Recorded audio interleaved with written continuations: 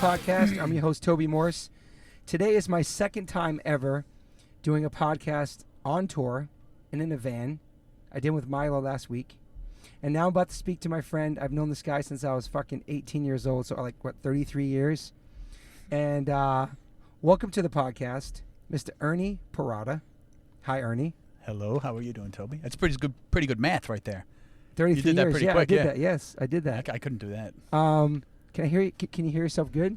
I suppose. I don't really need to. I know what I'm saying. Yeah. There are no drums behind me or anything. I know I met you in 1987 at the Marble Bar. It was Token Entry and Rollins Band. That was a very, very awesome show. Yes, it for was. Me, because I was a massive fan of Token Entry. I got to see. I think it was the first time I saw you guys. Do you remember the date? I don't remember the date. I have the flyer still. Why, you remember the date? I think it was in October. I think it was in November. Okay. And I know exactly why I remember this, but I'll tell you later when we get into that. Okay. So before we get into all that, what I like to do in this podcast is that I'm interviewing people who had touched my life in a positive way, who inspired me, been part of my life as a youngster, moving to New York, and even before that. So I want to take it back to you. Where were you born? I was born in Hell's Kitchen, New York City. Oh, shit. I didn't even know that. I thought you were Queens. No, I was born in Manhattan. Okay. I was born in Manhattan and quickly moved to Astoria, Queens. Okay. Right. And so... And I've been there ever since. Ever since. Queens for life for you. Yeah, Queens for life. Well, until I leave, but so far, yeah, Queens for life. So how are you growing up in Queens? Like, how was your home? Did you have strict parents? Were you guys religious? What was it like in your home growing up? My house was almost an English as a second language house. I grew up speaking Spanish. Oh, wow. And my father was a military man, and Okay. my mom worked in a bank. So it was pretty good. My father, after he was a military man, but when I was born, he was already civilian, as they say, and he was the tone regulator at Steinway Pianos. Oh, wow. For many, many years, 40-something years until he retired. Yeah, that's why we lived in Astoria, because that's where the Steinway factory is. Yeah. So how were you we talked about it briefly outside a minute ago because we're parents and stuff now, but how were you in school? Did you like school? Were you a misfit? Were you outgoing? Did you play sports? Like, what was your vibes in school? When I was in school, when I was like, as a little kid, when I went through like 1st through 8th grade, I was fine. I had no problem. I had a lot of friends in school. Yeah. And then when I went to high school, by the time I went into high school, by the time I was in the 7th grade, I was already into punk rock, right? Okay. So 7th grade, damn. Yeah. So I was one of those that got into it just as it was starting. Yeah. In the late 70s. So I went to the High School of Art and Design. Okay. And when I was there, I met Andy Gortler and Sean Taggart and a bunch of other guys that were there. They were really great. Yeah. And New York City at that time, which was 82 or 83, was not the city that it is now. So that school, there were, you were getting, not me personally, not yet at least, but people were getting mugged every day. People were getting robbed every day. It was a rough place. And going to and coming back was even rough. Subways weren't the way they are now. So my parents got fed up with that and pulled me out and put me in a school called McClancy, which was an all-boys Queens school. See, I'm from Astoria, and Astoria is in Queens, but really it's an outlier. It's very, very different from Queens. Yeah. Queens is all about, it's a very diverse community, but it's not really, wasn't at that time the most creative place. Gotcha. Astoria was. Okay. So we weren't even about sports. We didn't care. We played Little League when we were little, but once we were in high school, it was about what band were you into, what band were you in, what instrument do you play, who do you know? Like, that's every last person I knew. So, but how did you get into it in 7th grade? Like, what was your first exposure to it? Like, my first exposure as a little kid, as a very little kid, I had a friend that lived right across the alley from us, and she had a big brother who used to blast Black Sabbath out of his window. His name was Richie Kremen. And I used to hear Paranoid and War Pigs coming out of his window, and it used to blow me away. What is that? So one day she took me inside to go meet this guy, and he introduced me to Queen and Sabbath and Led Zeppelin and all that stuff. And I got into that. And I was totally into that. I had one of those little like 6-inch tape recorders, like for like recording yourself doing a speech. And I used to buy tapes. Well, I used to get my mom to buy me tapes. I used to put them in there. One little 4-inch speaker. I used to rock out. It's awesome. And then I had a big brother. I have 2 brothers, and my middle brother. I'm the youngest of 3. The middle brother was always the guy that was into things first. He still is to this day. Okay. If there's something new that's getting popular, it's already old news to him, right? Okay. So he came around with the Ramones album. Look at these guys. These guys are from where are they? Jamaica or Forest Hills. They're from Forest Hills, right? And second I heard that first Ramones album, it changed everything. Like all the Sabbath and the Queen took a back seat, and this Ramones album was like the thing. Yeah. And then that was the first big change, the Ramones album. And then a couple of months or maybe a couple of years later, he came and hit me with the first Minor Threat single. Wow. And that was the next change. From that point on, it was like at that point I started, now the Ramones are taking a back seat. This is the thing. And then after that, it was 7 Seconds and all that. And I was totally hooked. Hooked from the very, very beginning. So was your first show, like when you were 7th grade? You saw what was your first live show? My first show I went to, I played. Oh, wow. Yeah. It was November 12th, 1981. Okay. 82. And there was this place that I've never been because I was in 8th grade, or 9th grade, right? That I didn't know. But there was a guy down the street that went to junior high school with our bass, with my friend. We were starting to play it in a band, just goofing around, right? Yeah. But he had this club, and who was this guy? His name is Jimmy Drescher. He went to school.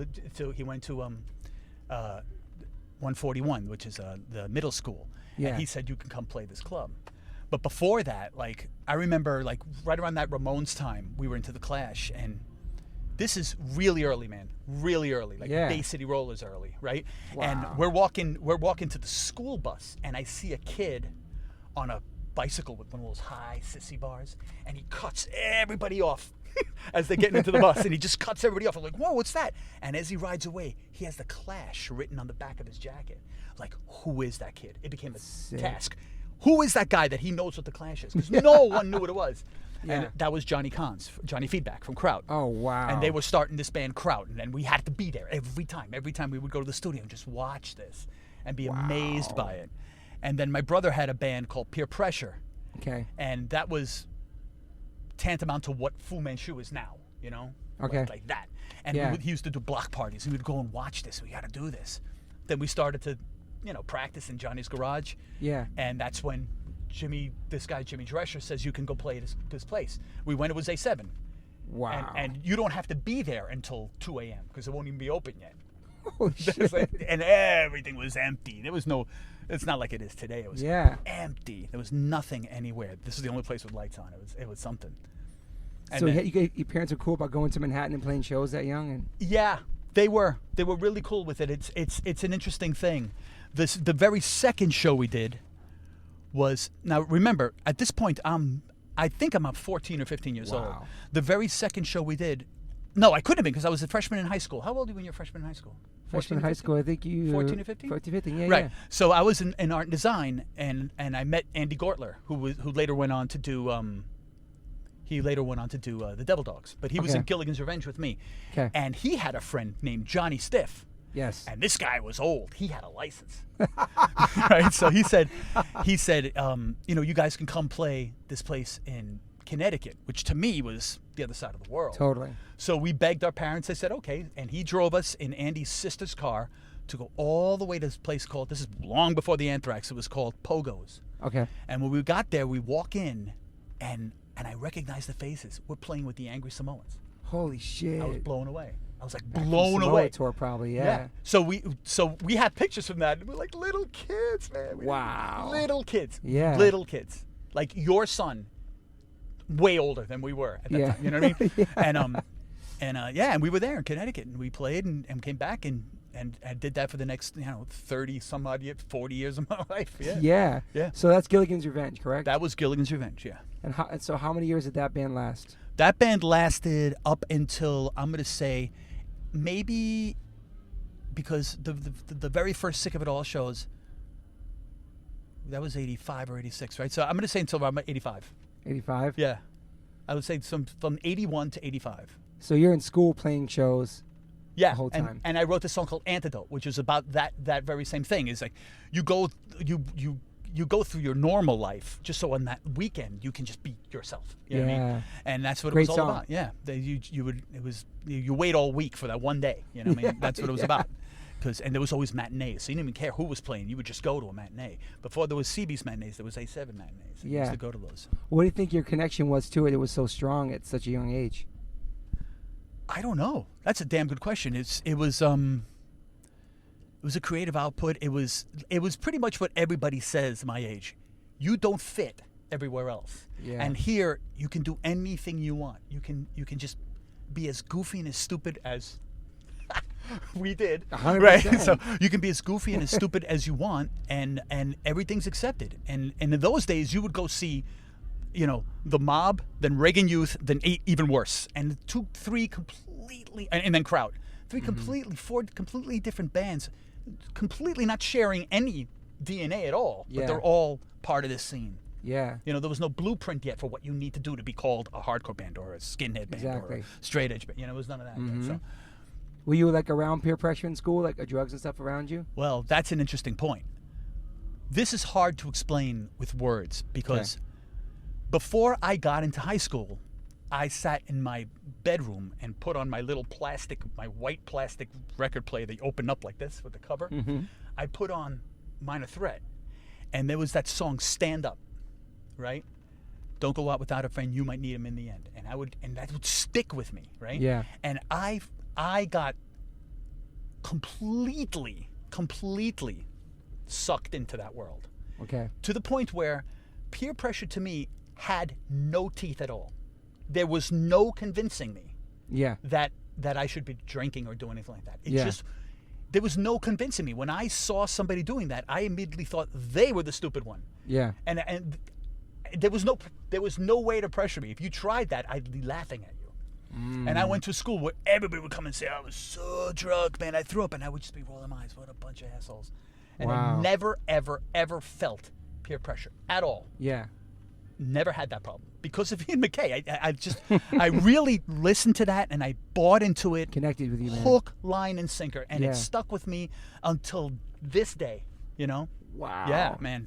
Totally. So you never tried anything? I never did any drugs, although I did have a friend in my 30s, in my late 30s, that turned me onto this concept of microbreweries, craft beer. This guy I know made this beer, and that has a thing to it that I kind of like. Yeah. I'm not a beer guy, but I like the idea that this isn't Budweiser. This is a friend of yours that makes it. Yeah. And that turned me on a little bit. So I would taste beers. I would like. Oh, I want to know what. But that didn't start to your 30s? Yeah, it started in my 30s and stopped in my 40s. Yeah. It's crazy. Yeah, I've never been drunk in my life. I've never done any drugs. I've never done anything like that, no. Yeah, but you never called yourself straight edge either. I like that. It was cool. It's a personal thing. I wouldn't deny it, but I wouldn't, Yeah. I have an IRO that these guys out here in Long Island gave me this cool down tube sticker that says straight edge on it. It's been on there forever. So if you see my bike, it says straight edge on it. Yeah. Yeah, I would never deny it, but I'm not the type to go say anything about myself, unfortunately. Yeah. I respect that. I like that. So in school, you're playing music, and what was your goals in school? Like, what did you want to do when you graduated? Now you're playing this punk rock music. Yeah. It's your escape. You love it. You're going to shows on the weekend. Mm-hmm. You're still doing good in school. Like, what was your goals when you graduated?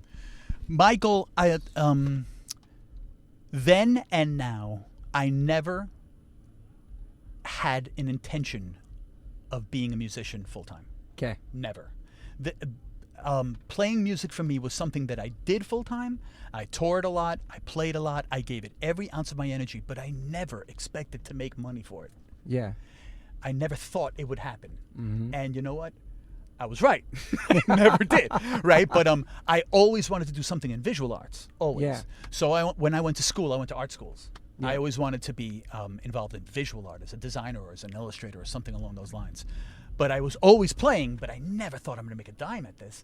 We used to go to gigs. I'm telling you, I don't know if this happened to you, but with Mark. Yeah. We used to go to gigs all the way in Albany, and if it was taking too long for the guy to give us the money, we would just drive away. Are you serious? Serious? What's it going to be? $40? You know, what's the point?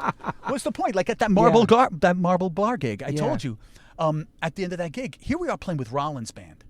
And Rollins Band at that time was a sight to behold. You know, like they had that trap drum set where he's like inside of like a exoskeleton of steel stands, and he's up there covered in muscle and sweat, wearing nothing but those bikini shorts. Yeah, man. And he goes up and he takes like 5 minutes to put like 5 toes comfortably over the edge of the stage.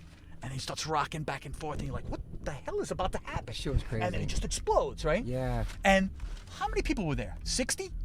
Right? So at the end of the night, when we were unloading, or they were unloading, I was talking to Ian for a long time that night. I remember him having long dreads. Yeah. And the guy said, we got to pay you guys. And he took us outside to the van when we were just about to drive away, and he handed us a roll of quarters. No. And Henry took it happily, said thank you, and smacked them on the side of the van, ripped it, and gave us half. And that was it. Wow, man. Next city, right? And that's the way we got paid on that day, and no one complained. Yeah. I never expected to make any money. I never did. Yeah. You know, like when we signed with Positive Force, did I ever think that there was going to be money at it? No. Mm-hmm. It was Kevin. He'll do anything he wants. Yeah. You know? That's amazing in itself. And you did the artwork for the first Token Entry record, which is an amazing album cover. And I'm sure people listening can look at it. But you did a lot of the artwork for all that stuff. I did all the artwork for all the records I've ever done. Okay. I think. Yeah, except the compilations that I didn't know about. Yeah. Yeah. What I loved about Token Entry is that you guys had songs about skateboarding, and it wasn't really talked about or sung about in New York City, in that scene, in the hardcore scene. Well, I was totally hooked because I live in Astoria, and there's not famous anymore, but there was a famous place called the Pyramids. Yeah. And that's really close to our house. And it's funny how that started. This goes back to the 6th grade, maybe. I was still in grammar school when I had a friend come home with me. His name was Patrick Burns.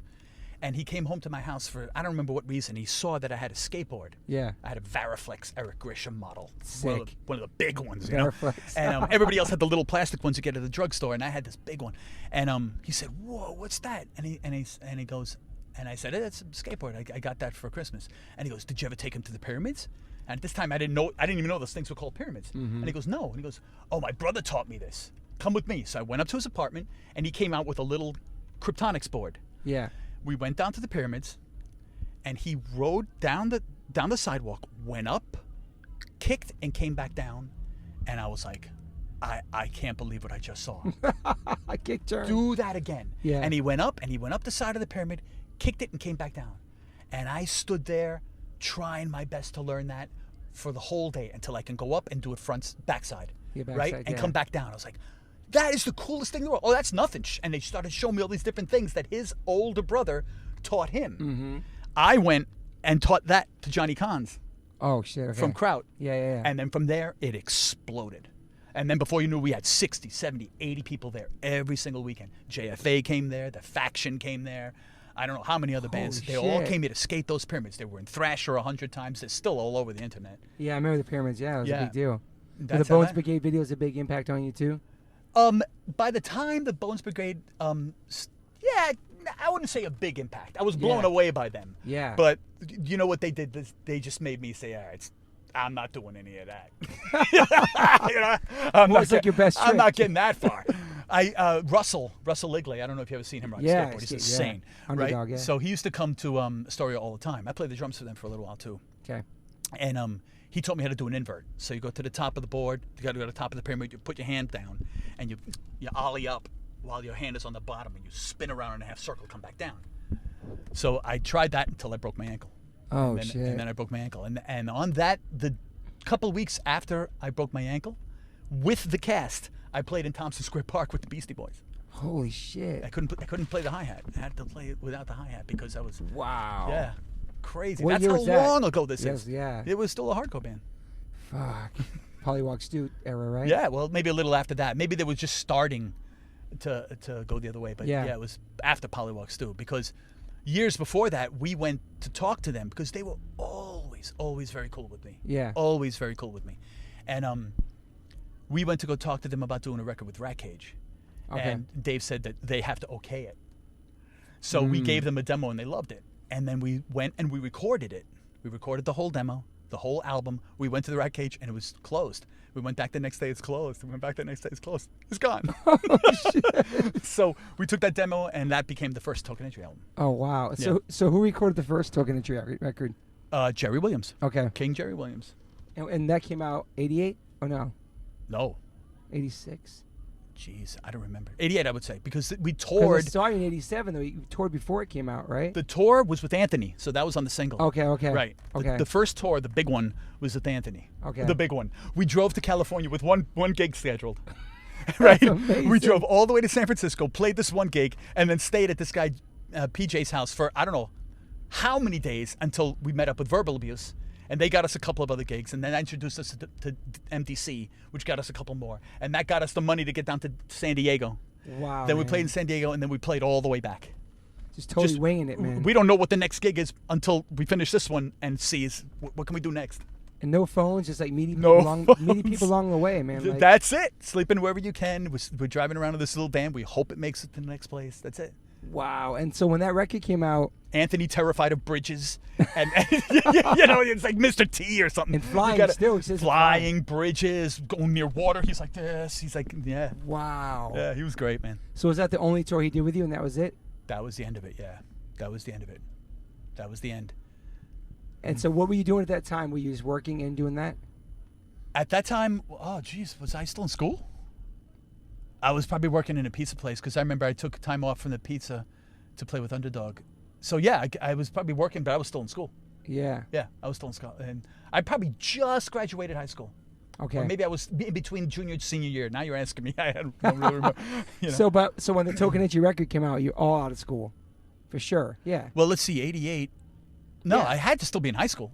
No, because you're older than me. I graduated in '88. I was 18.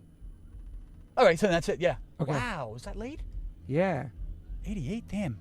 I would need to put this on pause and get my calendar. I don't really know. So when Yeah. that record came out, what was the reaction to the first Token Entry? Did you guys have a following already? Was it different for the scene? Because that record's so different than what was coming out at that time, I feel. Well, here's the thing. That record was a smoothing over of original hardcore.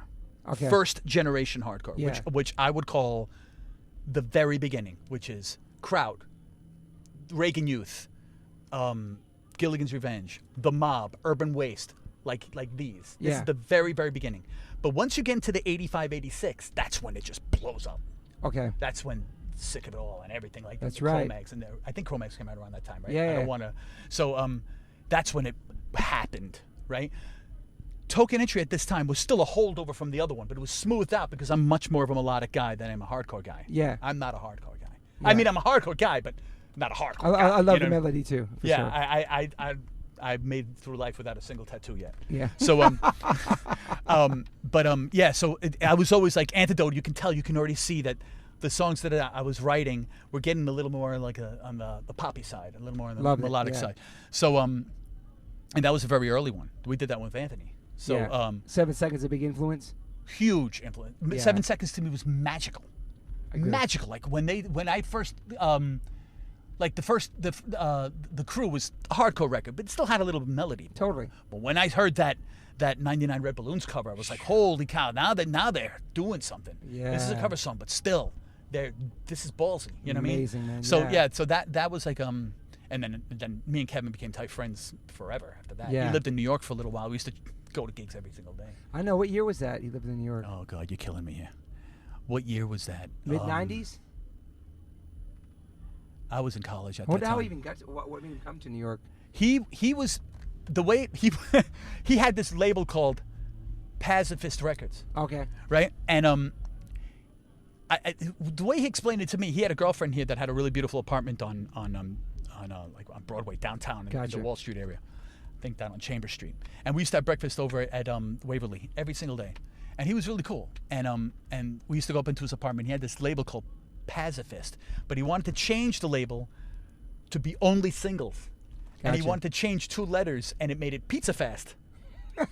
Right? So we were going to do this thing, and his idea, the way I remember him explaining it to me, was if you live in New York, you can do a short tour of 7 states. You can do Connecticut, Philadelphia. You can go to D.C. You can go, Jersey, you go all around. But when you're in California, you got to travel a long way just to get started. Yeah. So that's the way he explained it to me. It made sense at the time. I don't know if it probably doesn't apply now because you can go around the corner and find a show. Totally, right? yeah. But then it was a good theory, and he lived here for a little while, and then he went back. Yeah, that's all. Yeah, 7 seconds. I mean, you could definitely hear that influence in Token Entry too. Oh, totally. Even especially in Jaybird too. Totally.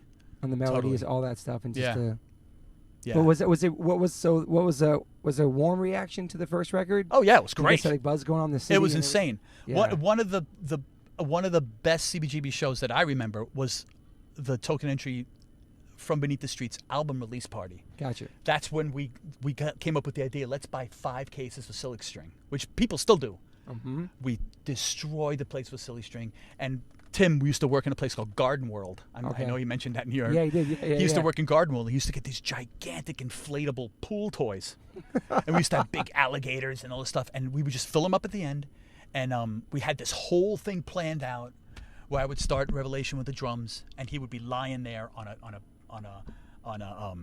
lawn chair with a pina colada and a straw hat. Right?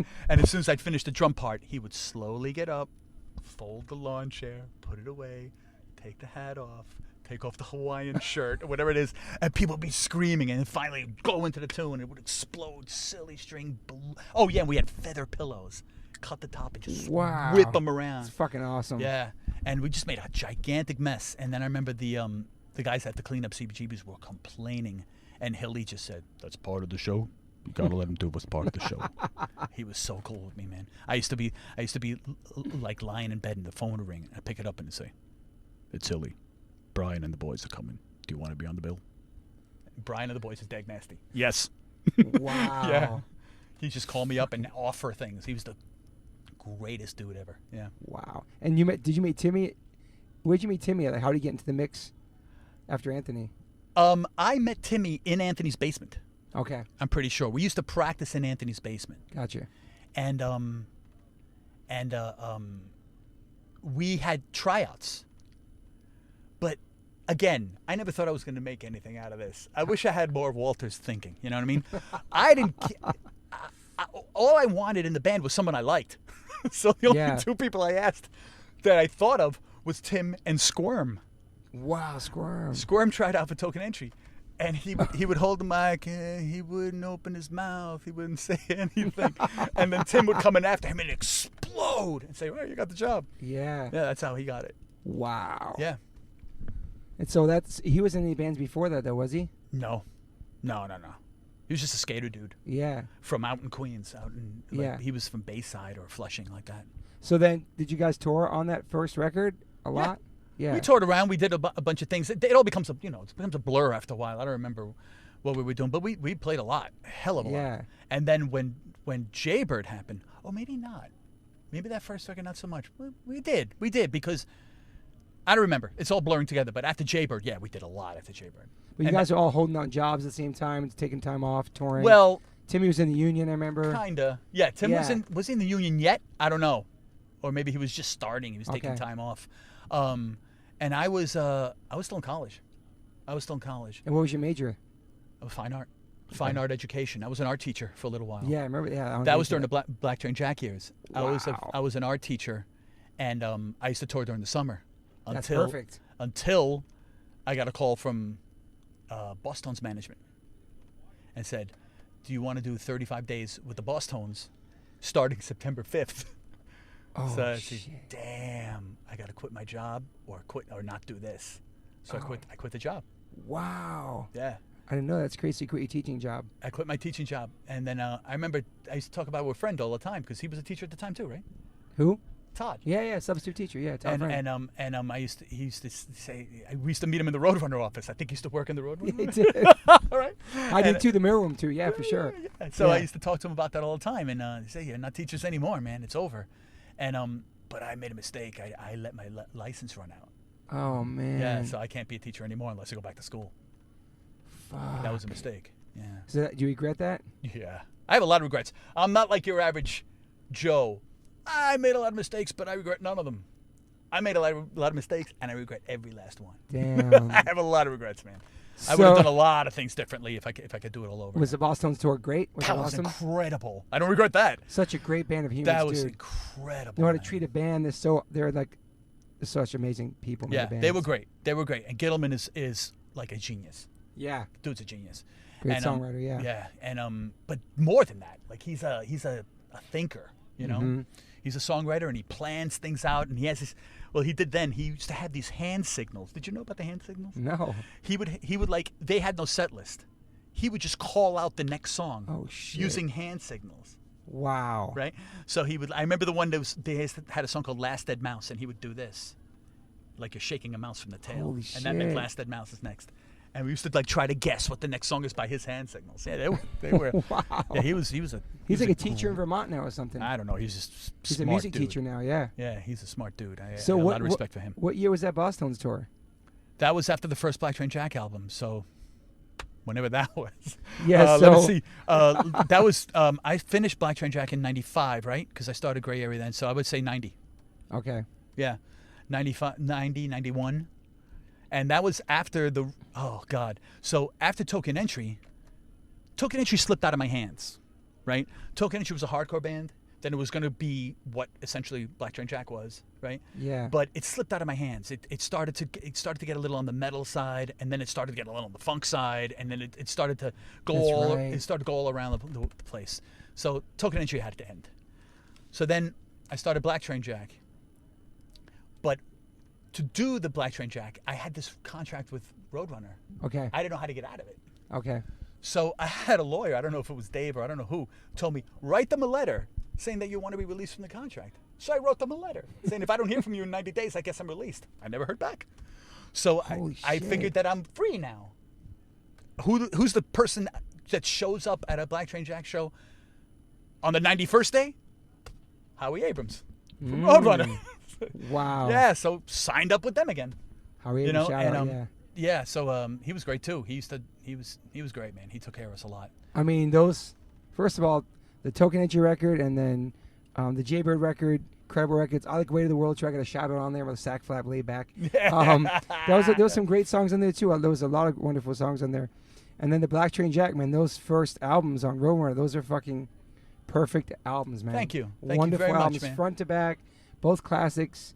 That one I didn't let slip away. That Yeah. one I had a good team. Everybody had a really good job. You know what I mean? Like Brian, as you've noticed, he's a way better speaker than I am. Yeah. We used to send him on European interview tours with Pete Steele.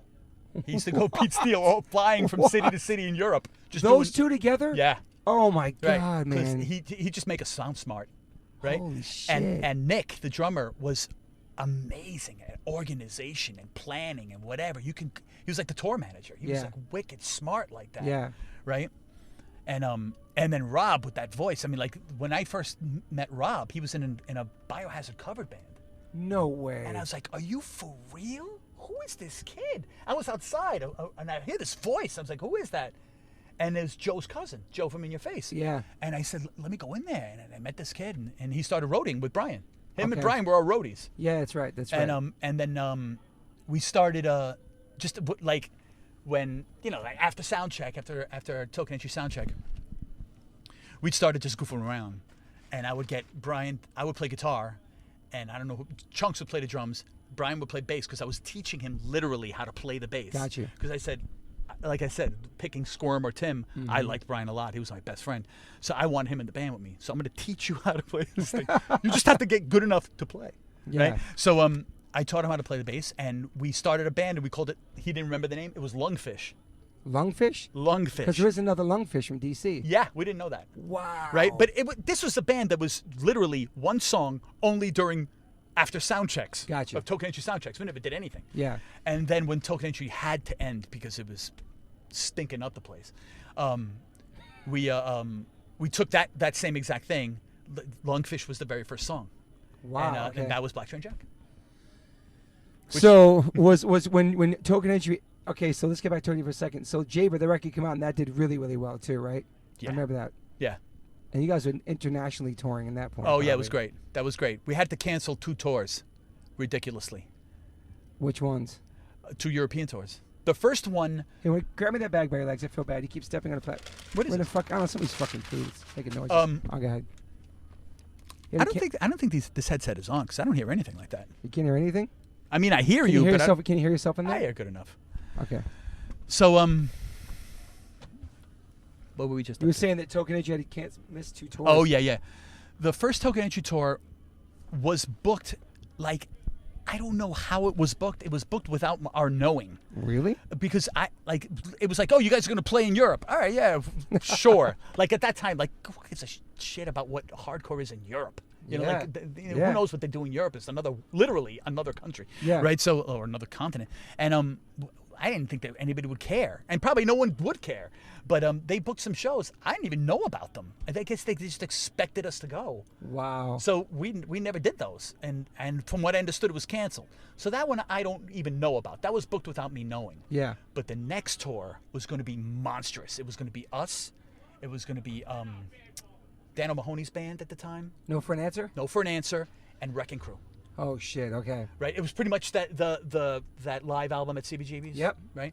And we were going to go to Europe, and everything was going to be awesome, and everything was going to be great. And it was explained to us that Roadrunner is a European band label. Yeah, they were huge there. It was going to be good, right? Yeah. So I didn't even know what the hell that meant, but whatever, we'll go. Man, if 2 or 3 days before that, George Bush Sr. attacked Kuwait. Yes. And our bass player and our guitarist, both guys are brothers. Their father or their uncle said, "You're crazy if you go. They're going to kill you out there." We're not going to the Middle East. We just, and they refused to get on the plane. Holy shit. It was a knockdown, drag out, scream fest. Damn. The cab is outside and you're not going to get in? We're going. I'm not leaving. Holy shit. Needless to say, we never saw or spoke to those guys again. But that was it for them, yeah. that was it for Token Entry. We had to end it after that. This is a joke. We're stinking everything up. So that was Way to the World? That was the very end. The end of Way to the World, yeah. Wow. That was the end. And how was that record received at that one? Because it did get funky. It got very funky. It wasn't received as well as it should have been. Or maybe it got the respect it deserved. It depends on how you look at it. But yeah, that didn't start out being a funk record. Okay. I wanted Dr. No to play the lead on a song. Okay. On Jaybird.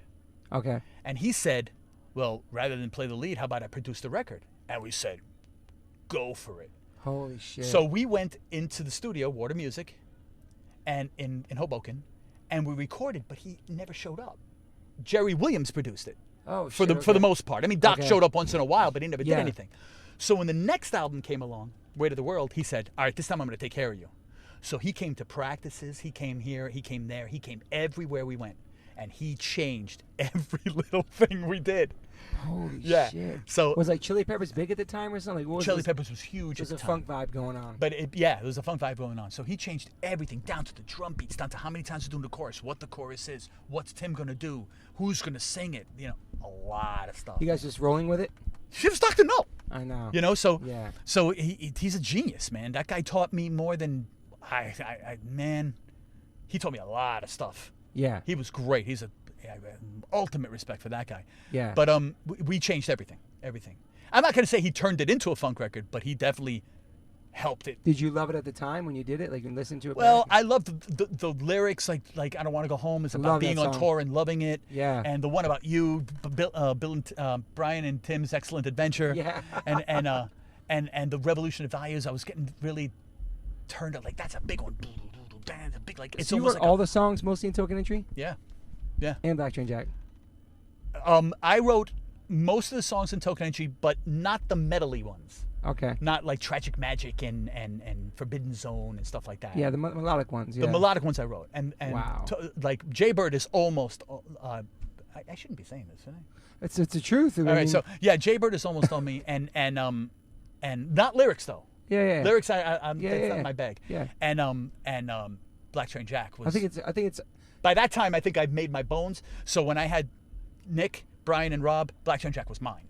Okay. So I wrote the tunes. I did everything. I think it's a known fact, public fact, to know that you're an amazing songwriter and write a lot of things. Yeah. Thank you. And then that was that. And Black Train Jack ended. I don't even know how. Oh, I know how Black Train Jack ended. I'll tell you how. We were touring a hell of a lot. Yeah. Black Train Jack was touring a hell of a lot, and we would be going out on the road, and we weren't allowed to sell records or CDs. Here's a funny story. Why? Before I get into that, we weren't allowed. Okay. The story was you are interrupting the sales from mom and pop shops. Weird. Right. Okay. So we used to sell vinyl on the table. Gotcha. Right? And then vinyl went out, and it was all CDs. Yeah. Right. And then we were selling CDs for a couple of years. Yeah. And then later on, vinyl came back. And the first few months of having the vinyl, kids would say, "Oh, how much for the calendar?" I had no idea what it was. Are you serious? Yeah. So anyway, we would go around, and we couldn't sell anything off of the stage. We weren't allowed to. So I would call, and we had a really good lawyer, really good manager. Our manager was Anthony County from the Bad Brains. Yeah. And there was nothing that could be done. You're not allowed to sell off the records. It's for sale in the stores, right? So we played this amazing show. So many people there, because that's the thing about Black Train Jack. Black Train Jack, like no other band I was ever in, caught fire. Yeah. You know, there was no lead up. There was no suffering. Third gig, it was sold out. Wow. You know, so. And it was a good diverse about Black Train Jack that it wasn't. You could have like the toughest people in the crowd sing along to these melodic songs. That's what made it so special. It was such a great diverse group of people at the Black Train Jack show. That's what made Black Train Jack. You had breakdowns, you had mosh parts, and you had these Yeah. huge choruses and melodies. Yeah. It was really awesome, man. The thing that made Black Train Jack special was timing. Yeah. We were playing a brand of music that no one was playing. It was all crossover metal, and we were playing a brand of music really tough and street at tough, that time. and everybody wanted to hear it. Yeah. But no one had any access to it because it was in California. Gotcha. So when we started doing it, man, it took off, man. We played Super Bowls of hardcore. I remember that. You know, what I mean? Like we used to play hardcore shows, and then a couple of years ago in 2013, we did the This Is Hardcore. Yeah.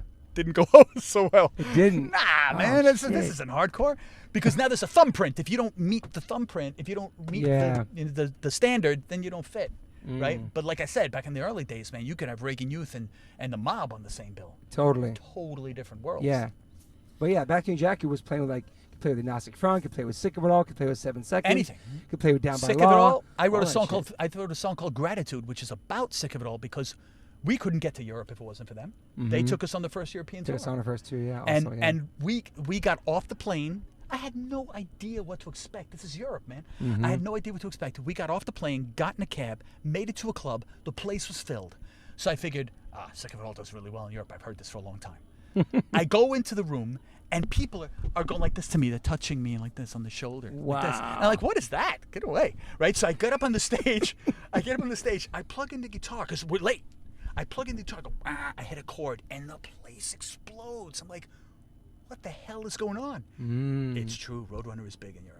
Yeah. Right? So they knew every tune from the first chord all the way down. It was as good as being in the U.S., if not better. They knew everything. Holy shit. It was incredible. Was that 95? Whenever Scratch the Surface happened. Okay. Right? Because we were on that That's tour. a great tour to be on, man. Yeah. That's a great tour. Wow. Did you guys almost do a Green Day tour too? No. Okay. No, I wish. Okay. No, when Green Day happened, you could see the Black Train Jack shine dull, because now this thing that we're doing that's kind of special is everywhere. Got you know what I mean? So, it's kind of they were doing it, and they were doing it damn well, and they were doing it really loud on the radio to everybody. So what we're doing is now, they're like that, as opposed to like something different from what I'm used to. It's exactly what I'm used to now. It's the thing, Good point. Same thing. Yeah, that happened to me with Gray Area too. But so after Black Train Jack, Black Train Jack lasted how many years? I think 5 or 6, and then we were on tour, and we couldn't sell. Like I was saying, we couldn't sell stuff off the stage. So weird. That's like your tour. That's how you make money. It's your tour support. All these kids come up to the stage and go, "We want to buy a record. We want to buy a record. Why don't you sell them?" I said, "Because they're not let us. Why don't you go to your store and sell them? They don't have it, right?" So there's like 20 kids that want to buy stuff, maybe more, right? So I said, "Where is this record store?" So we get in the van, we go to the record store, Oh, shit. And I go to the record store, and I go right up to Bad Religion, and I start flipping through, and I'm like, no Black Train Jack. No Black Train Jack here. So I go up to the guy, and I say, where's Black Train Jack? He goes, it's behind Biohazard in the metal section. Oh, shit. Because it's on Roadrunner. Ah. So I go to Biohazard, I flip through, and I reach Black Train Jack, and there's nothing in there. And I go, there's nothing in here. And he goes, yeah, we sold out. And I go, all right, cool. How many did you have? 3. Oh, man. 3? I just played to 3,000 people. Yeah. Or whatever it was, 2,000 people. And you have 3, and we're not allowed to sell them? That's fucked up. So when I came back, I told my manager, I'll keep playing, but I'm not going on tour anymore if we can't sell stuff. It doesn't make any sense. It doesn't make any sense, So right? you're promoting the album, and so For nothing. and they can calculate the sales from the road anyway. Yeah. Well, I don't know how it works. I'm not a businessman. That was Nick was for. Wow. So we stopped. I said, I'll play, and we played for a little while after that, but we weren't going to do full-time touring. And so once you do that, and you have lawyers and managers and all that stuff, then people start to drop off, and it loses steam. Yeah. And that's when I did Gray Area. And I said, when I do Gray Area, I'm telling you right now, I'm not touring.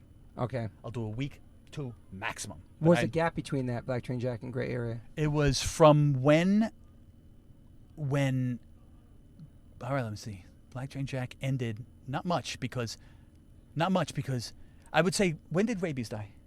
97. So it was, about a year. Okay. No, it couldn't have been, because I've never gone a day without being in a solid band. Maybe it was a little while. Maybe it was a little while. But the day that Rabies died, I was at his funeral, and that's where I met Vinny and Jay. Okay.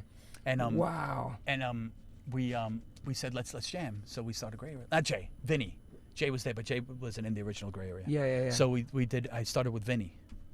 So you've been nonstop writing songs like your whole life. My whole life, to this day. And you have ideas all the time. All the time. Right. It's something that it's hard to shut off. And you sing, you play guitar, you play drums, you probably can play bass, right? Oh yeah.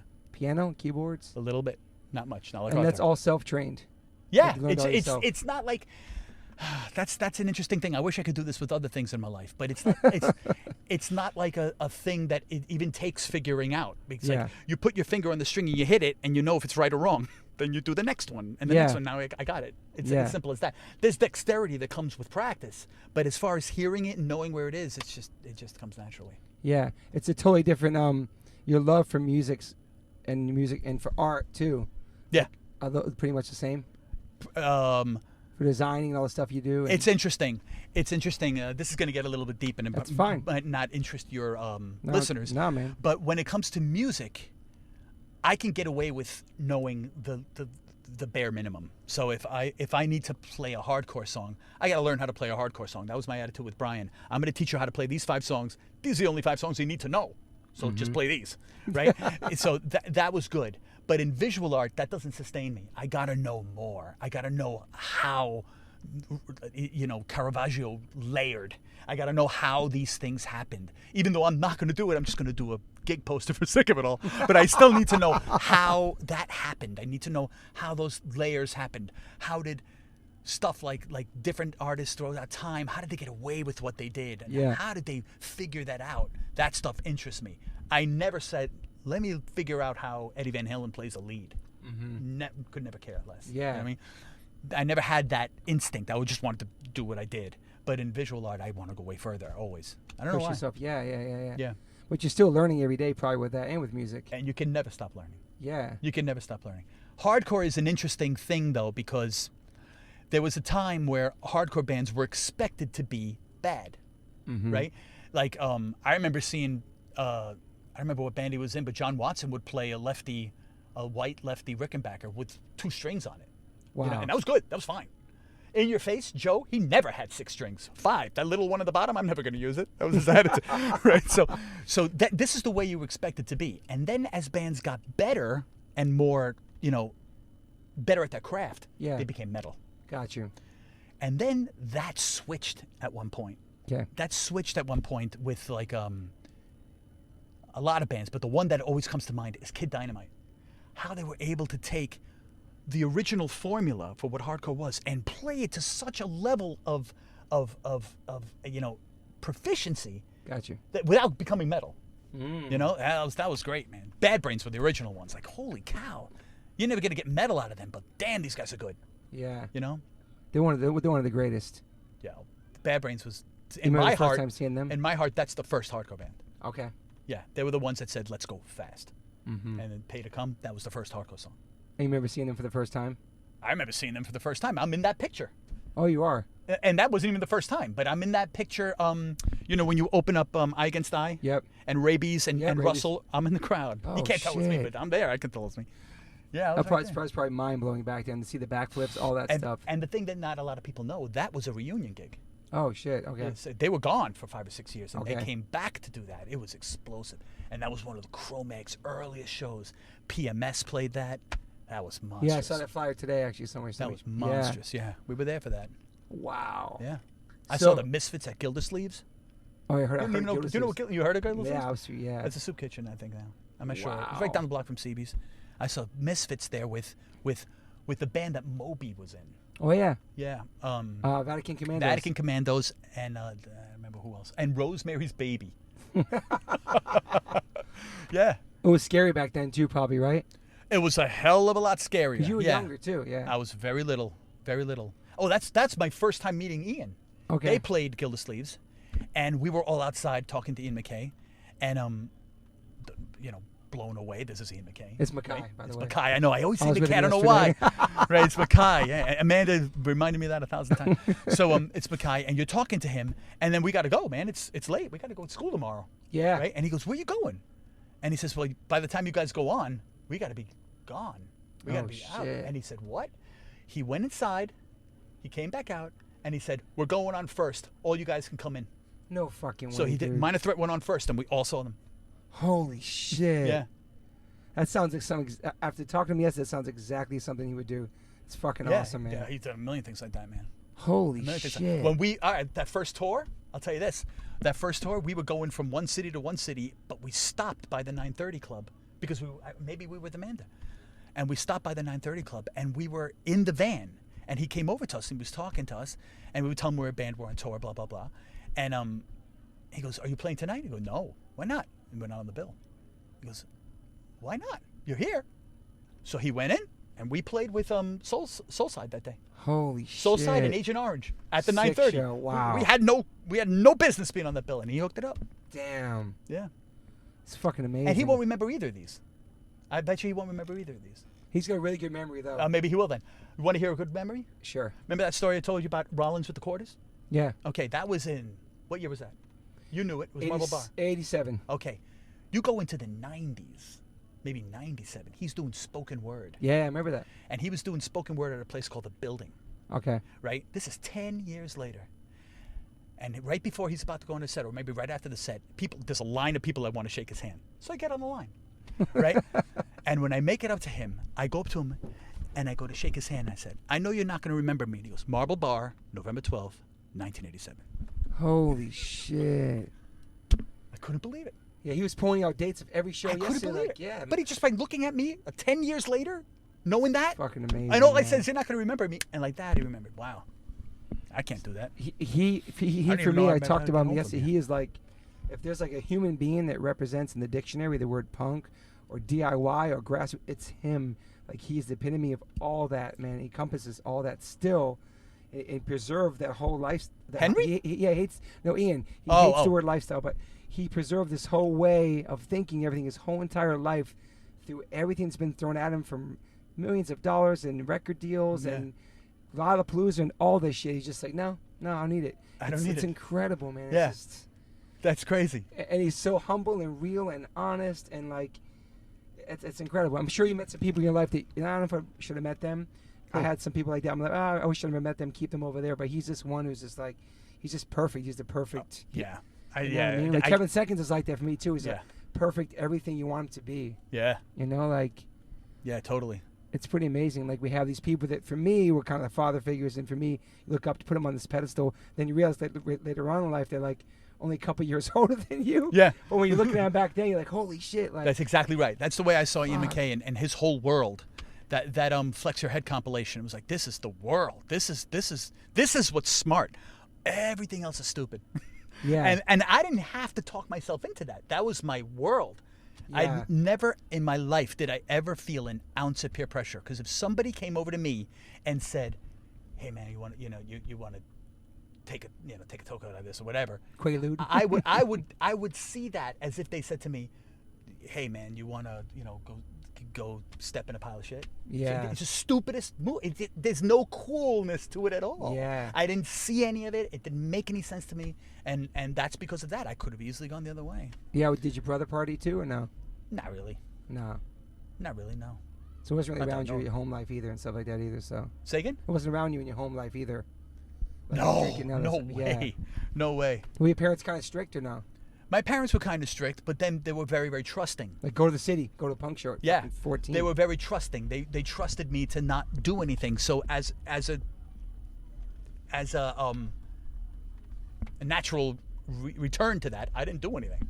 Yeah. You know, I was trusted, so I'm not gonna screw it up. I You know? love that, man. Yeah, I was always trusted. And I never did anything that would betray a trust like that. I mean, I'd done some crazy things, but nothing drug or alcohol. Yeah, you weren't like a wild kid or nothing like Nah, that. hell no, man. Hell no. I'm a like you said, like I have an energy. I'm like a nice guy. Yeah. I'm not a hardcore guy. Well, you're high on life. You've always been very energetic. You know what I mean? Like, Yeah. you have I this- try to be. You know? Yeah, even when you get older, I I think having kids too, they keep you young too, and they give you that extra energy. You know? Yeah, they do. They And definitely do, especially when they're young. Yeah. When they're really young, it's like when you realize, wow, it makes me feel young. Do you feel like you use a lot of the punk ethics that you learned growing up as a father? Like some of the stuff you learned, just the way you see the world, the way like you Yes, I kids? definitely do. Like the one of the things that the as you called it, punk ethic that I try to instill in my kids is to be accepting of everything. Me too. Every last thing. Yes. And it's not very difficult because I don't have to talk them out of anything. It's Yeah. like it's not like they weren't and I'm trying to talk them into it. Yeah. This is the way they've been. My kids have never had beef. Wow, So, my son either. Yeah. Yeah, so awesome. or a Coke or anything like that. So Wow. So this is the way. You know what I mean? Like there is no other way that I'm trying to talk you out of. When you get older, then you make your own decisions. But this Exactly. is the way you were raised. Yeah, my son's never had me. He's raised that way. He's the only kid out of his whole group of friends who's straight edge in the school, but they all love and respect him. He's kind of outgoing like I was. He's a skateboarder. You know what I mean? So that we have this really good communication, talk a lot, like you said, and we fully trust him. He talks to us all day long. And like I said, for you, that trust from your parents that was instilled in you made you want to be a good kid, not want to fuck up, because your parents trusted you to go to the city and go to fucking punk shows. It looked like a total At 13. scary place. Yeah. Scary It was place a to go scary to. place. Yeah. Yeah. And I remember one time my dad used to belong to a lodge, Okay. like a club, right? And it was on 11th Street. It was what Webster Hall is now, Okay. right? So Awesome. we were playing at A7 really late at night one night, and we just happened to be playing with Government Issue. Sick. I think it was Government Issue. Rest in peace, But John it Stout. was a straight edge gig, Okay. right? I think it was Government Issue, and he came to Avenue A and 7th Street to see what was going on, and he saw everybody outside. Everybody looked funny. Everybody had weird haircuts, but no one was smoking. So he walked away and said, "Okay, it's all right." Checked up That on you. one time. It was a That's straight edge amazing, gig. though. Yeah. Holy shit. I asked Timmy this too, and I was really surprised by this, but did your parents come see any of your bands? No. Wow. No. It just was. That's real trust. It just never occurred to me. Is it a You know what I mean? Queens thing? I don't know, because It never like, occurred no, to my parents never came. Like, holy shit. Yeah. It never occurred to me. Wow. Yeah. They knew you out there playing some wild music, but yeah, it's that fun. And Whatever. Yeah. holy shit. Yeah. So let's get to Gray Area. So Gray Area comes after Black Train Jack. Right. That's another amazing band. How long did that last for? That lasted from 95 to 2002. Okay, that's 95 to 2002 maybe. Yeah. And that was great too. But then we went with Victory. Oh And shit. they were a good label too, but we didn't really full on tour. We did 2 weeks here, 2 weeks there, but not full on touring. Yeah. A week here, a week every weekend. But that was great though. That was another band that was really good. And then another one that kind of took off from the beginning. Not like Black Train Jack, not even close, but it took off from the beginning. We had a nice following, and then I don't remember. I was thinking about it on the way up here. Why did we stop the first time? But we stopped for some reason. Another thing that would happen was we did almost 80% of the gigs we did were with Kid Dynamite. Okay. So I got to see that every day. They would just blow the doors out every single night. I've never Wow. seen a band that was more an example of being equaling more than the sum of your parts than those guys. That band was brutal in every single way. And no matter how good you thought you weren't that good. Wow. And I remember the first time they played, the first time that they played was at Tramps, was it? Yeah, Tramps was by, yeah. The first time I played in New York, and I was playing the drums in Craig's band, Creep Division. Creep Division, yeah. Right? And I didn't make it in time to see them. Oh, shit. But everybody was saying, that band was incredible. Everybody was saying it. But they played so early that only a few people said it. Gotcha. And that worked to their advantage because so many people were saying it that now you got to find out who these guys were. You go see them, yeah, word of mouth. You could never live up to the hype that they gave. But boy, did they live up to that hype. Yeah, that was an incredible band. Did they ever do a reunion, Kid Dynamite? Yeah, they do reunions. They did them every once in a while in Philadelphia. Yeah, I got them to do one for CBGB, Save CBGB. Oh, nice. And they never played CBs. They never did? They busted it down. They did that I'm night. sure. They busted it down. They were just insane. They were so good, man. They were a great band. They were definitely a little GB influence, right? The first album was GB influence. Yeah. But then, wow, they were incredible. What I love about you is that you, the whole time through all you being a musician, you've always held down like a real job, a freaking teacher, all the art you're doing. I always love that because I don't have. I mean, a lot of people chose just to go for it, maybe, or not have a plan B, or C, or D. Yeah. And you always had that, and I always loved and respected that. I think it's awesome. Thank you. You can play music and come back to your regular life and all that shit. And just like I said, it wasn't a plan A, B, or C. Yeah. It was plan 1, if you want. It was a number. I never planned to make a living doing this. Yeah. Never, and never crossed my mind. It's crazy. You know? But you made some money, I'm sure. No. Nothing. Zero. And sometimes Jay will send me a check from Victory, and I'm literally $1.60. Wow. That's we got nothing. We wouldn't make the money. And what do you think it was about not wanting to like just go for it and just try to do it? It was never really interested you. It never really interested me. Like I was told, like Black Train Jack got damn close. We did MTV stuff. Yeah, that's right. We did big tours. We did this, and we were told this is going to be big. This is going to be big. Wow. Not if we can't sell records. You Yeah. know? Not if every time we go on tour, like people are screaming for the record and we can't sell it. It was That's super frustrating. They make this crazy to me that it happened like that. Yeah. Well, that's the way I remember it. Again, this is just my memory. You know. Yeah. It's crazy. So, what are you working on now musically?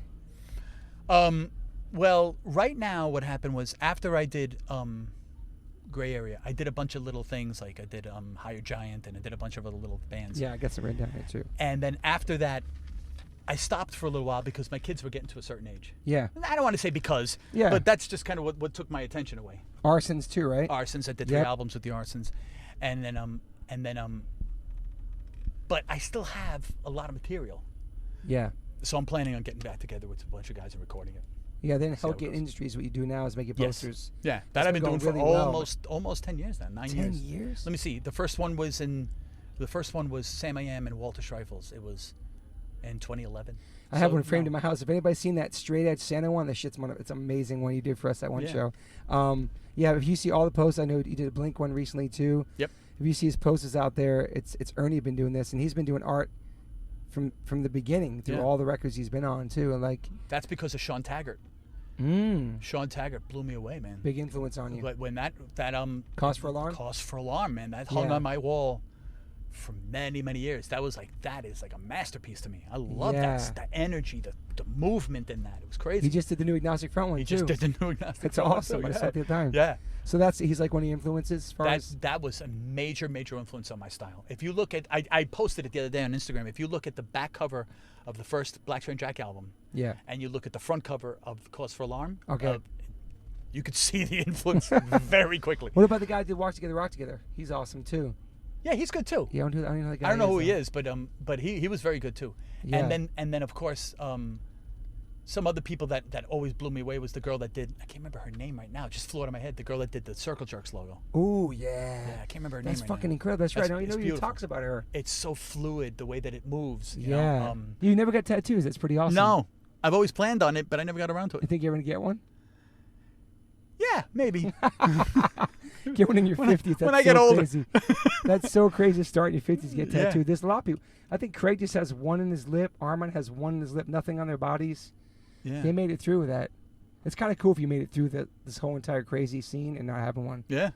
It's kind of cool. I mean, I don't know how cool it is, but it never, you know, I don't like needles, for one. And for two, it's like, I don't know. Whatever I do, I'm going to regret it later. Whatever I do. Unless I'm like you and I'm completely covered. It's like, fuck, it look like a mess anyway. Whatever it is. So you regret it. Let's get one of my questions asked. Do you have any regrets? Is there any regrets you could talk about? Oh, and you said you had a lot, but I mean. My God, I got so many regrets. Are they music ones or no? I should never have left art and design, high school. Okay. And then your license run out. I should never have let my license run out. I could have been a teacher. Fuck. Yeah, these are things I regret.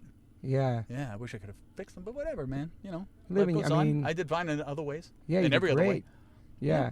I respect that. I respect you can play your music and go back to normal life and have that balance, have that security. Yeah. You know, it's awesome. For a long time, I was coming out here to be in a band called In Your Face. Yeah.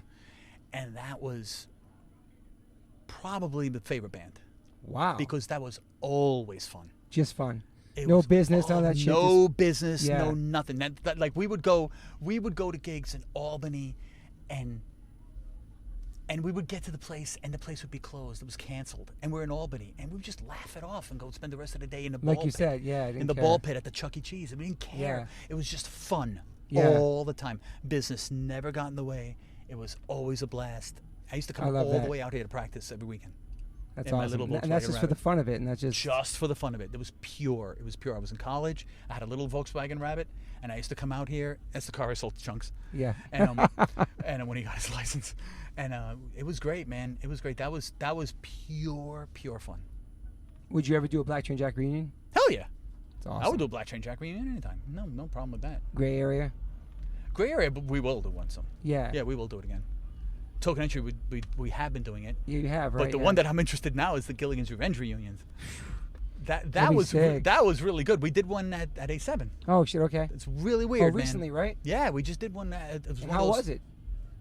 About 1,000 times better than I expected. Okay.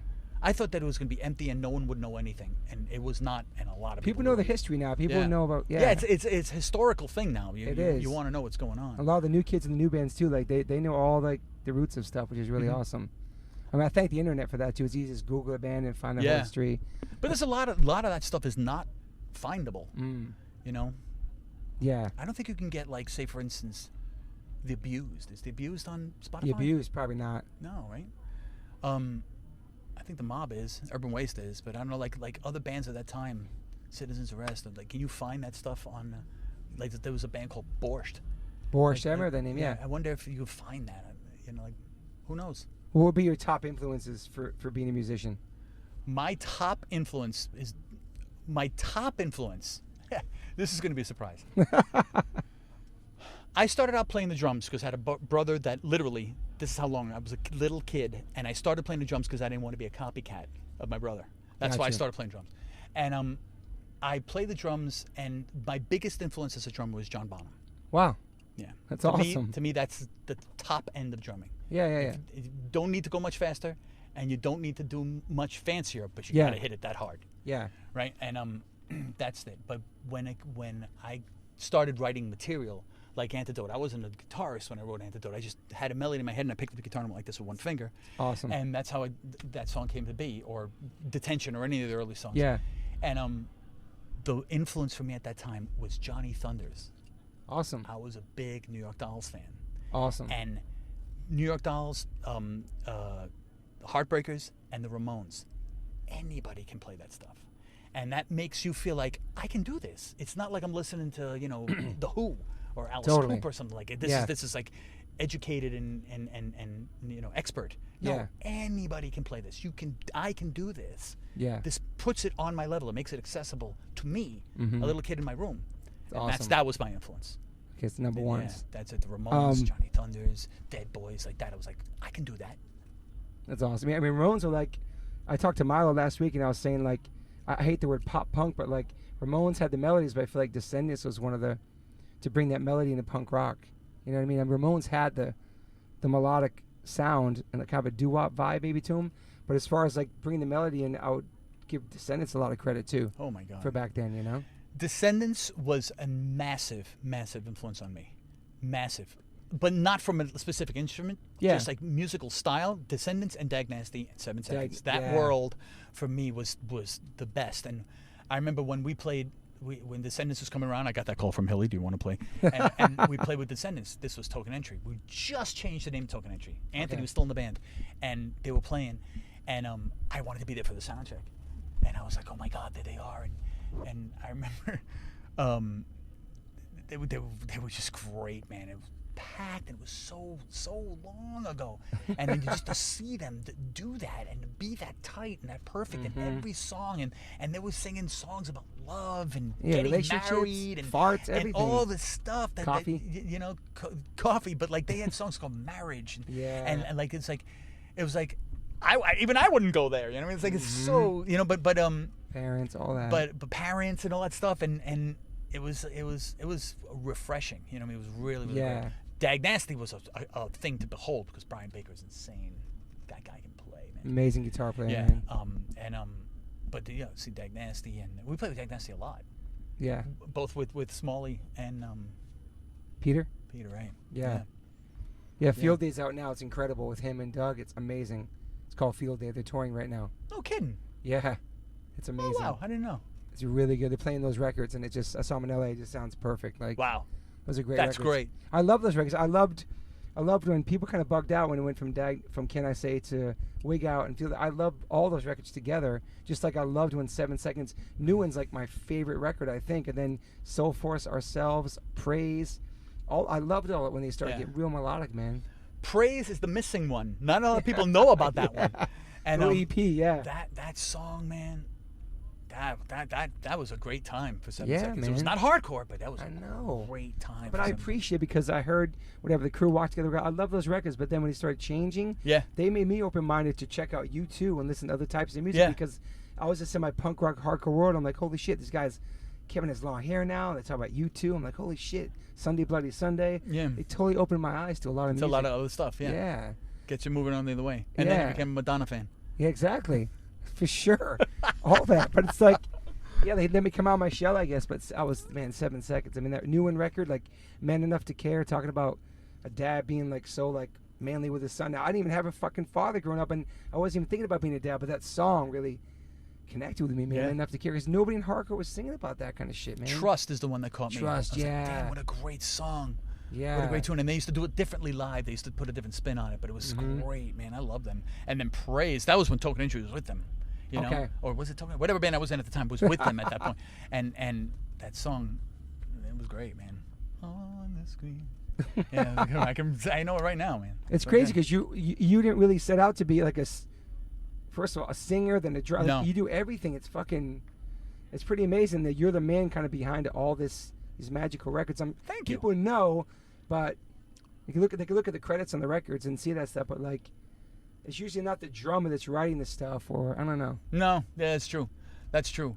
But you know, after a while you get trusted, and then the guys your family expands. Yeah. Right. So it was me, Chunks, and 2 other guys, and Johnny and whoever else was Arthur, and then it expands, and you meet Rob and Brian, and then you meet this guy, and that guy, and then it gets bigger and bigger and bigger. Bigger. And that's how it happens, and more people trust you, and they believe you, and then when Black Train Jack happened, that's when I really came out of the shell, because at this point that's my job, is writing the material. Yeah. Everybody else has a job, but material writing is me. Yeah. You know, like I asked Brian, why didn't you, when I was listening to your podcast, I said, why didn't you say X or Y? And he goes, dude, the music stuff, you talk about that. Yeah, his memory was kind of, shout out to Brian, I love you. Like a lot of the questions, like, I don't remember that. But like, you all have your own perspective. I talked to Rob too about things you remember and things you don't from that time, you know, but. You know what Rob could do? What? Rob could drive, no joke, 24 hours, maybe more. Yeah. He could sit there in the bus. Well, I became a bus driver. And drive without blinking. Like it's amazing. Like unbelievable. I would fall asleep, wake up, live an entire day, and go back to bed. And he didn't get out of the chair yet. Wow. He was powerful when. He's perfect. What he did for his job after that. Yeah, it was perfect for that. Yeah. Wow. Yeah. I remember we had this short little Black Train Jack bus. We bought this little school bus. It was awesome. And we built the Maddie. It was blue. And we built these. No, it was yellow. Okay. It was a real everyday school bus. Okay. No, the blue one was the Souls. Got you. The Souls had a blue one. We had Maddie, who? Dirty Maddie? Yeah. Okay. Yeah, Awesome. he was still is my closest friend. Okay. So we had this we built this lofts in the back where the equipment would go on the first level. Rob, Brian, and Jaybird would go on the second level, and me, Matt, and Nick on the top level. And you would sleep, and the ceiling would be right here, right here. Claustrophobic. That's crazy. Scary. And then Jim Norton would be driving the bus. Jim Norton, yeah. Yeah. Jim Norton works at a venue in Jersey now, I think. I ran into him. Yes, he's back and doing it, but he's got himself a real job too. Yeah. But that was like one of the first kind of like buses I seen the band use. We got it real cheap. Rob's brother welded on like the bars so you couldn't break the window. Wow. You could open the door and the stop sign would come out. It was cool, I remember another State of Mind, they had a real school bus. They had a real school bus. Yeah. That was crazy. I remember when that tour came to New York. And we came to, you saw that tour?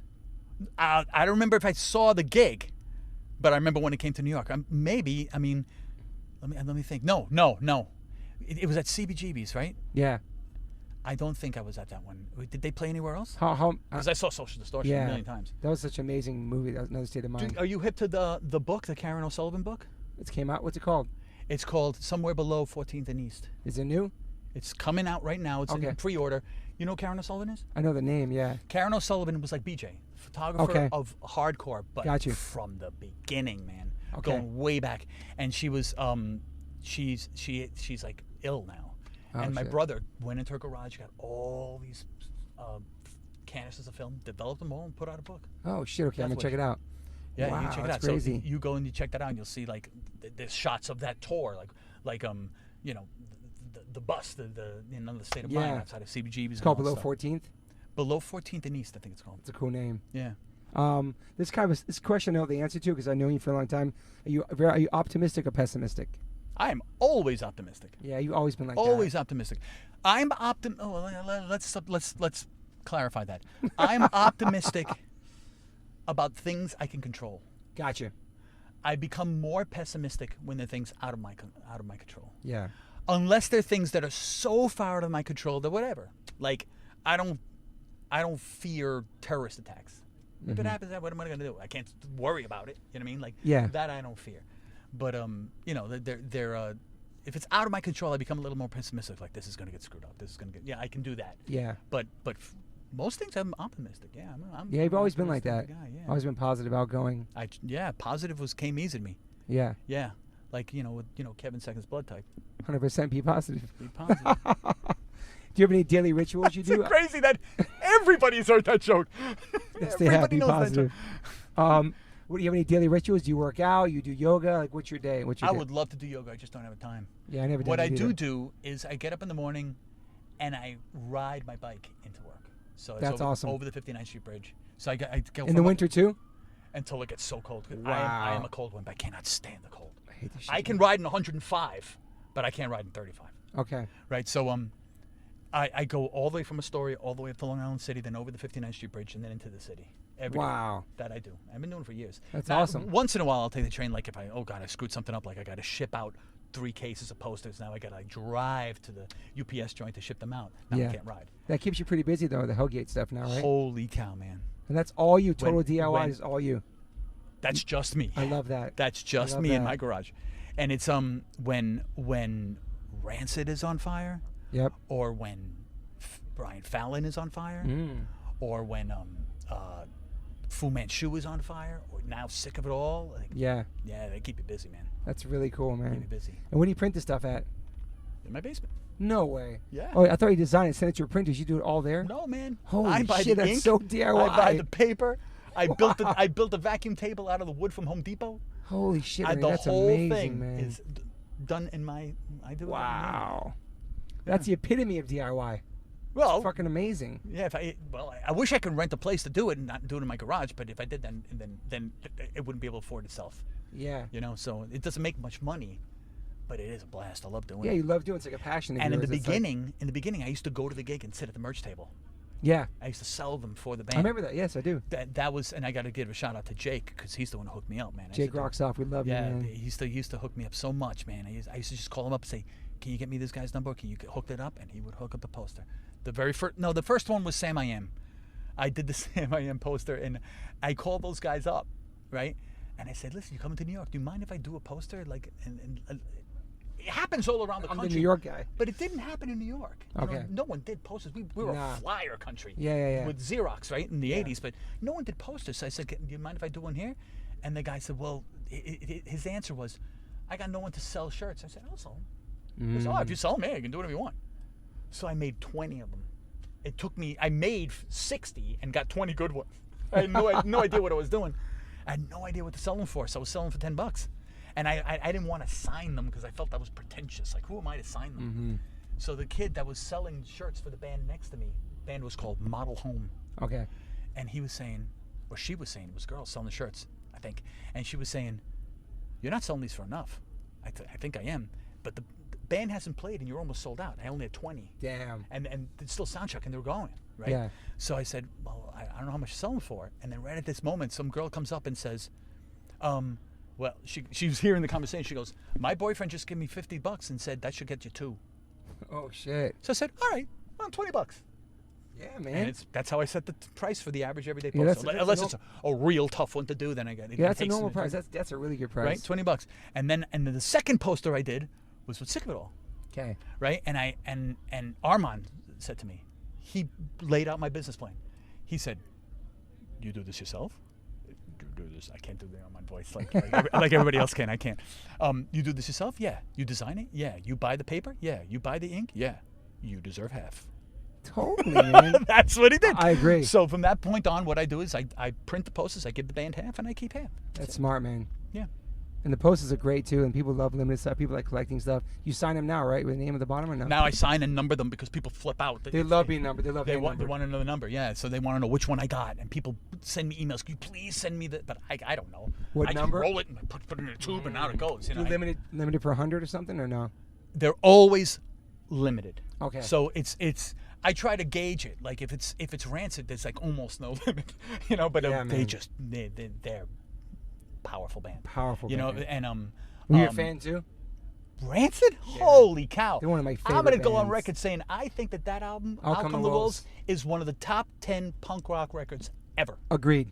And They're I'm going top back. 5. I'm going back to the Ramones, Clash, Dead Boys, Rancid. I agree 100%. I've said it all the time. My top 5 there you go. records. It's a perfect album front to back, man. And I'm going to go perfect album.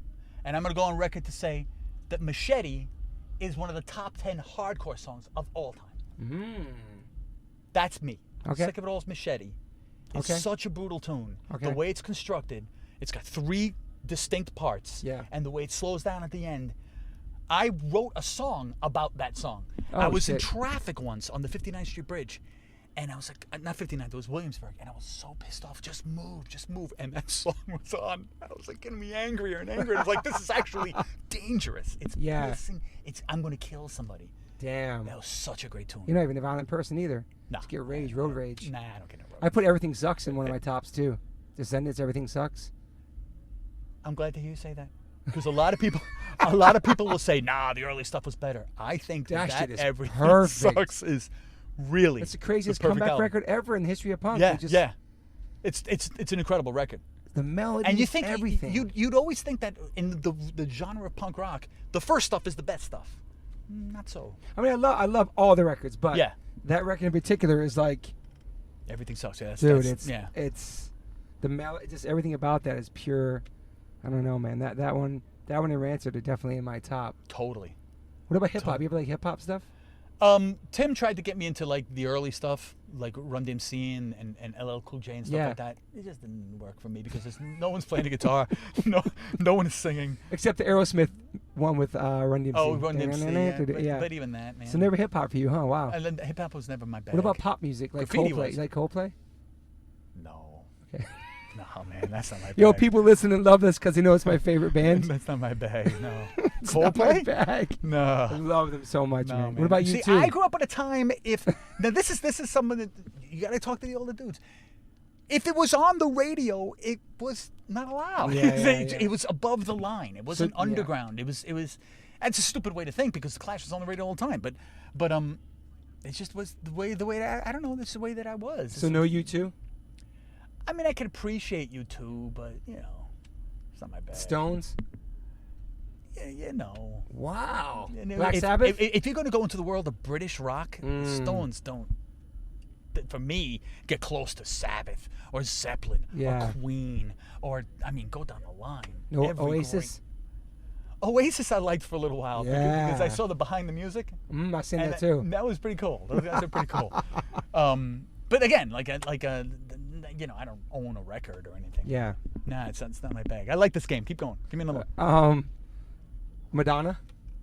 I don't know anything. Madonna to me is the one from Queen. It's like the one from Queens. What was her name? I don't know. Yeah, the one with the really thick Queens accent. Cyndi Lauper? Girls just want to have fun. Yeah. Dude, Cyndi Lauper's amazing, no? Yeah, I know. She's a great singer, but that's not my bag, you know? Yeah. I'm like, you know what? You can guess what my favorite Dave Vision song is. My favorite Vision song is. Vision? Yeah. What is it? Close Mine. Close Mine? If it ain't punk, if it doesn't have like a certain underground element to it, if it doesn't have that sort of thing, it just doesn't work for I don't know. And your whole entire life, even in your 50s now, it's the same way. Same thing. Yeah. Wow. Same thing, man. Like I've always been that way. Always. Like I told you, like I would never drink a beer until someone tells me this guy made it that I know, and I'm like, well, something that interests me. You know what I mean? Like you know, like if I find out that a poster I bought or a poster I saw is really cool isn't a silkscreen, I don't want it. I don't want a poster that came out of a computer. Because you know how it's been made, because you do it. It's got to be real. It's got to be real. You know what I mean? Like Queen, on one of their albums, it says Queen has never used synthesizers to this point. Wow. That's the coolest thing in the world. Like, yeah. And like, play instruments. Do it as cool as you can. Do crazy things. But come on, keep it real. Yeah. So what would be... all right, so I got to go on stage in 20 minutes, but what would be... your perspective now and everything you've been through as a musician, everything in the scene, and you've been a powerful impact of the hardcore history of New York that's expanded worldwide. You've influenced so many people with all the music you've been involved in. Looking back on it now, how do you see? It's a hard question to say. What do you think of hardcore now? Because are you listening to new things, new bands? Yeah. Okay. Yeah. Like I said, hardcore now can get really, really proficient, really, without being metal. Yeah. There's a band that I never did anything for them yet, but I want to. It's a band called Pears. I heard their name. Oh my God. We played with them in Europe. They're awesome. That's right. How do you get that good? Okay, Pears. You're right. I mean, you don't even have to like them, but you cannot say they're not good. Are they from Virginia? Holy cow! I think they're from no. Yeah, Virginia, maybe. Yeah, we played with them in Europe. They're awesome. Maybe. I heard of Pears. No. I think I don't remember where they're from. Okay. Sorry. I want to say. So that's a new band you're listening to. Maybe. I don't know. But yeah, I listen to them. Those guys are great, man. I was into the Bronx for a long time. Yeah. Like to be that good, like the Bronx, man, they're good. They're just really good. I'm kind of into these new guys. This new thing on Roadrunner, Turnstile. Fucking love Turnstile. Yeah, man. Love. You ever seen them live? No, I haven't. Fucking amazing live. So much positive energy. Great kids. I like all the melodies. I like all the different influences they infuse together. 100% back them. Yeah. Love them, and they're killing it. They're killing it. Yeah, they're killing it. Yeah, man. They're doing really well. And they record in an interesting way, right? So it's like a lot of reverbs. Okay. And a lot of empty spots. It reminds me of like the early Leeway. They'll play a riff and then stop. I think they'd appreciate that. And then go back into another riff and then stop. Yeah. Like it's to take a pause and it just sets up this go. You know, like Have you seen any of their videos? No. You should check out some videos from their albums. They're really interesting, cool videos. All right. Yeah. Yeah. Right, I back them. That's the one. Adam loves them too. Like, if you see them live, it's just such a good vibe, man. It's really. Yeah, I want to see them live. Yeah, they're great. They're doing really well. Yeah, they're good. We covered a lot of shit. Let me see all my notes in here. You got notes? No, I mean, I have to have all my notes, man. Hang out, man. Yeah, man, we did a lot. We talked for an hour and 34 minutes. You're kidding. But we usually do in these podcasts, especially with this one because I play in 20 minutes. But I'll go home and listen to it, then I'll think of other things that maybe we missed or not. Maybe I even send it to you.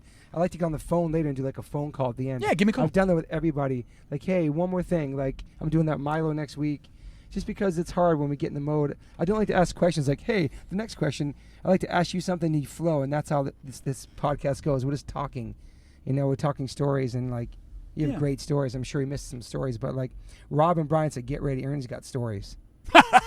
I mean, They you did? Yeah, man. They You hear a did? lot of stories. I'm forgetting a lot of them, man. They got to come up, you know. Yeah, I got a lot of stories, but they got to come up. You can't just like spit them out. Like Yeah. that Rollins one that came up, Yeah. you know. I'm sure you think of some more you might have missed. I hate to mention other people's names because I'm afraid that they're going to go, I don't remember that. There's no But way. I do. Well, first of all, Rollins is not listening to this podcast as much as I want him to. So Rollins, if any of your friends are listening, yes, I'd love to have you on the podcast, but I'm sure he's not going to remember that story. But you remember. You have a good memory of that, so that's like. Yeah, I remember that. And I remember clearly, Ian 'cause with he the blew me long away. curly hair. Yeah. The long curly hair then Yeah. too. It was like. Yeah, he was there, and One thing I didn't know about you is that you didn't try anything your whole life until you're 30. That's amazing. They're like you were impacted at a young age by Minor Threat and all that. It's pretty awesome. Holy cow, that set the tone of my life. Did you like Sex Pistols album? Never mind the Oh my Bullets? God, totally. But you see, I love that Sex Pistols album. Yeah. All Sex Pistols stuff. Yeah. But that album, the way it's recorded, is magical to me. That recording, that guitar sound is out of this world. How the hell do they do that? That's what I want to get on the next record. I want something along that line. Yeah, it's a perfect. That's a perfect record too. But Sex Pistols were never the Ramones to me. No. You know. I didn't know what a Bollocks was. To be honest, neither were the Clash. Mm-mm. You know, neither were the Clash. The Ramones were kings. Well, they were from they were from here. They were from. And I heard it first. Yeah. You know, and that was something that I heard when I was still in grammar school. You know. Yeah. A long time ago. And I never went like most guys I know now. They discovered the Cro-Mags after being into whatever they were into, Iron Maiden or whatever, the metal stuff. I don't know any of that either. Yeah. Right. I never went through that phase. Yeah. I don't know any Iron Maiden. Neither do I. Or I met King Diamond. Wow. But that's only because he was on Roadrunner. Merciful Fate, yeah. Yeah, and Merciful Fate, they had that when he sings real high pitched, and I painted that jacket a million times. Like that thing. That's another thing I used to do when I was a kid. You painted those jean jackets. Yeah. The Token ones and the jacks. Back in the graffiti days, there's still a place on Steinway Street in Astoria called Yogi Lala. Okay. And they used to have Kane One, and I think Pink did it. Big graffiti names. We used to go there and used to order a jacket, give them the jean jacket, give them an album cover, whatever you want, and they would paint it. Wow. And that was a big deal when I was a kid. Yeah. And this is going back a while, man. And I did that for years, man. I did the Jack's jackets for the skateboard guys. Yeah. I did a Black Train Jack one, a Token Entry one. Yeah. That I gave to one of the guys in Verbal Abuse for hooking us up. Oh, it was a New York Dolls one. I remember you guys wore those in D.C. when I saw the show. You had the jean jackets on the cutoffs. Yeah, that was years ago. That was ago. such a cool thing. Nobody was doing that back then. No one really. does it now. Yeah. No one does it now. Well, breakdancers did that, but not in the punk scene. It wasn't really like that. You know what I mean? No, like, yeah. The breakdancers did that. What kind of paint did you use on the jean jackets Acrylic. that didn't chip off? Straight acrylic. Okay. Yeah, acrylic with a gesso base. Yeah. Yeah. I remember seeing those jackets. It was so fucking amazing. How long did it take to make it? It's custom. A couple days. Yeah. Not a big deal. It was Yeah, I like would still do that. hand-painted. Now they call them battle jackets. They're a metal thing. They're a metal thing now. Okay. You know, they got these battle jackets. They cut off the sleeves. They put patches all over and get the back painted. Yeah, my son is one of those. I think He's a metal guy? he likes Slipknot. He likes a lot of the new rap. He likes a lot of death metal. He likes his own things, you know. See, my kid, it's strange. My kid could care less about music. Yeah. He listens to it, but he's listening to the Ramones or the Descendants or whatever I have. Oh yeah. You know, or He's not listening to shit on his own? But he's heavily into basketball. Okay. So Respect. what that brings is a lot of like that hip hop Yeah, world. yeah. He's really into Drake and that sort of thing. Travis Scott probably too. Yeah, That's a Travis popular one. Scott and all that stuff. Yeah. Do you he's listen into to it too and check it out? that. Yeah. Yeah. I mean, like, it's not my bag, man. I know. You know what I mean? But That's not my they're world. talented though for sure. They're talented for sure. Yeah. There's like I'm gonna send you a link. There's a Travis Scott documentary right now. I watched the other day with my son. It's on Netflix. It's like this big deal. It tells this whole story. And I watched the whole story and I still didn't get it. But I'm not supposed to get it. My son's supposed to get it. The other one is Kendrick. Yeah. His videos are pretty intense. Kendrick is amazing lyricist. He's really smart. He gives back to the community. Yeah. I fucking love Kendrick Lamar. Yeah. He's legit. Like he's like a real one. He's an amazing, talented artist. He's not all over social media. He's off the grid. He just writes his records and puts them out. I love that. But am I going to put it on the way home? I don't know. No. I don't think so. Okay, we're gonna end it. But listen, this is part one for sure because I could talk to Ernie for hours, and there's still more I want to talk to him about. But we did this. This is pretty good. This is an hour and 40 minutes.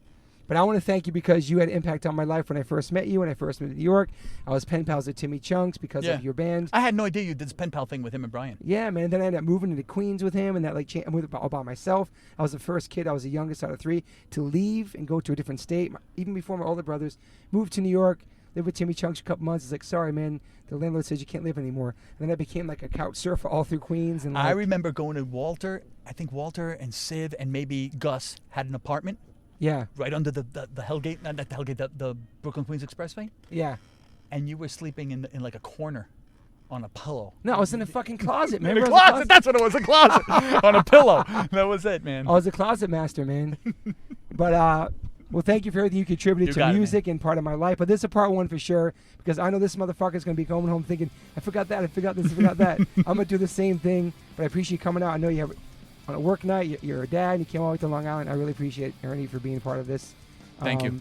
I'm psyched for people to hear Much this. appreciated. And everything you've done. You're an amazing songwriter. You continue to write songs. I'm excited to hear what you have coming next. Excellent. And awesome. Thank you, Ernie. You got it, That man. was fucking awesome. Hey, guys. Thanks for listening. Please rate, review, subscribe. If you haven't subscribed yet to this podcast, please do that. And whatever platform you are listening to this on, I'm glad you found me. You can rate me and review me on there also. So thank you guys sincerely for the support. I cannot wait for you guys to do the next one.